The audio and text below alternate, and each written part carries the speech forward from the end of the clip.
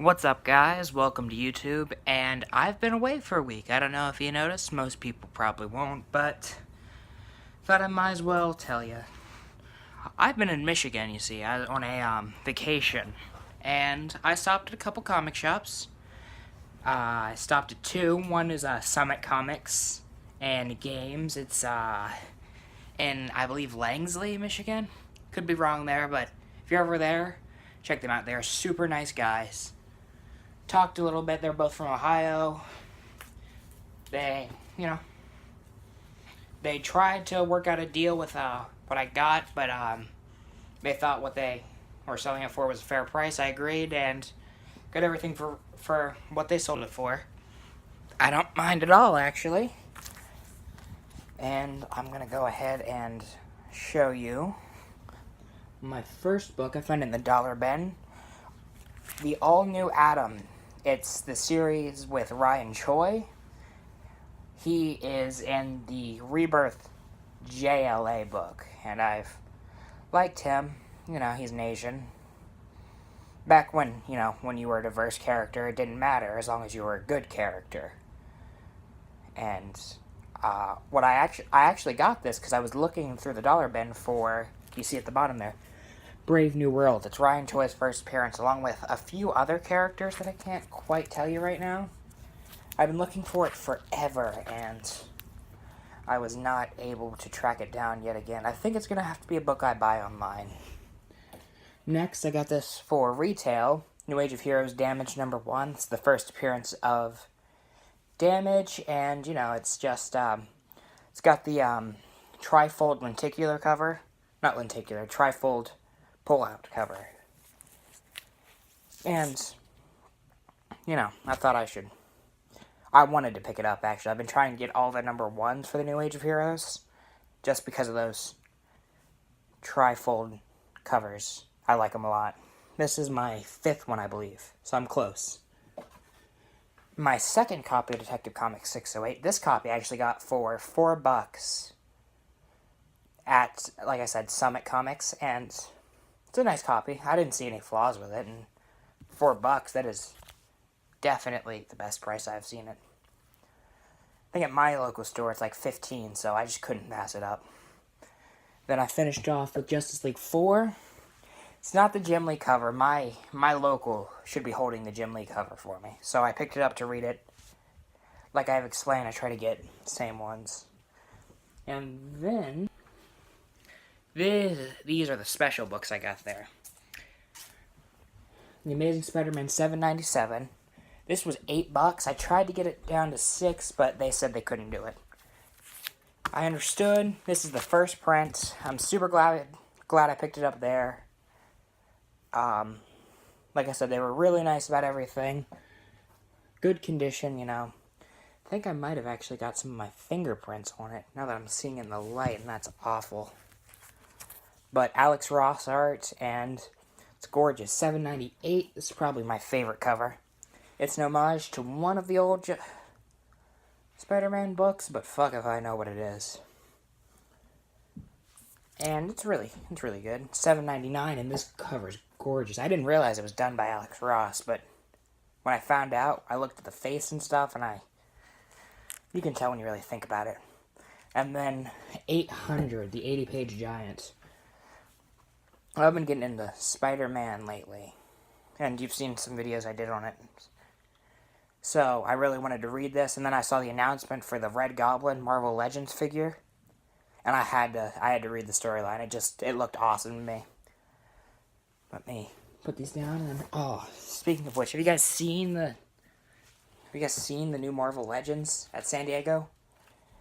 God, if you have, go ahead and leave me a comment, talk about it. They are gorgeous in my opinion.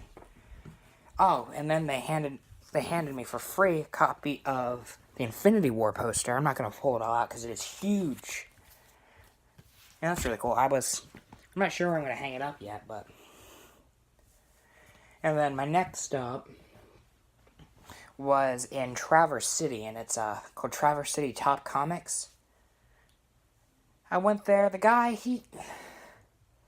I don't know, it's the first time I've seen a guy that didn't seem interested in being in a comic shop, really. That was kind of it kind of sucked, but especially with all I bought from him that I could have bought there, but bought at Summit, but he wasn't rude or mean or anything.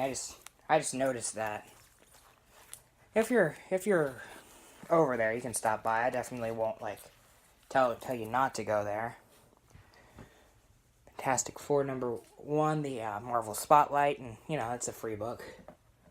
Picked up issue 801, something that I forgot to get at Summit, and the cover is nice. First printing. I made sure all the ones I picked up were first printings. I don't know why I'm just particular about it. The $6 Amazing Spider-Man #1, and that was pretty good. I liked that one. Then Spider-Man 2, the art's consistent. I like that. It's cool to see covers that consistently match up with each other. I read all my Spider-Man ones, and those were pretty good. Thrawn #6, and I actually haven't read past issue 1 of Thrawn, but I have all 6 now. And I think having the entire series is what's going to motivate me to read it. Cover looks amazing. I love the book, so I'm really excited to see the comic adaptation. Then Justice League Dark #1, first appearance of the new team. I read this one at a restaurant, actually. We went in on our way back to the home we were staying in Michigan, because it wasn't in Traverse City. And we stopped at a restaurant, and I opened it up and I read it all, like, sitting down. So I might not have gotten the best impression of it, but I loved it. I love the new change to Kirk Langstrom, because I fucking, you've seen my Detective Comics 400, I fucking love Langstrom. And the fact that they're trying to make him a redeemable character is cool to me. I like it a lot. And, of course, if I'm picking up new things this week, Doomsday Clock 6. And I was kind of bummed by this one, just because of the fact that my favorite part of Doomsday Clock has been the JSA, and there is none of that in there. This is all marionette mime. If you've been, I don't know, if you've been waiting for a topless scene, this is the book for you, but I don't really see anything. That was more of a joke, but Doomsday Clock 6. Finally halfway through, these books are going to be, I'm going to be dead by the time these books are done, and God, but, it's good, it's quality. Can't really knock that. And then Teen Titans 20, first appearance of Jin, Roundhouse, and Crush. I wasn't excited for this book, but I remember the Teen Titans special being really expensive on the secondary market at first, because it was the first appearance of Crush, and it actually, wasn't. This turned out to be, so I picked it up. I read it. I actually really like it. I'm really excited to see how this goes. I have known about the Teen Titans for a while, but I never really followed them in comic form. Some of my earlier comics were the New 52 Teen Titans. I think I remember issue 21 of the New 52 Teen Titans, where it's kind of goes into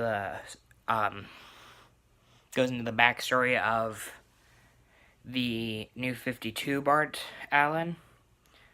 And I think I stopped reading after that, to be honest. I was not happy with that after I found out what actual history Bart Allen was. But this one's really good. Roundhouse is like a fuckwit, really. Kid Flash, I've always liked him, I guess. Wallace is pretty cool. Jin, I actually like her a little bit.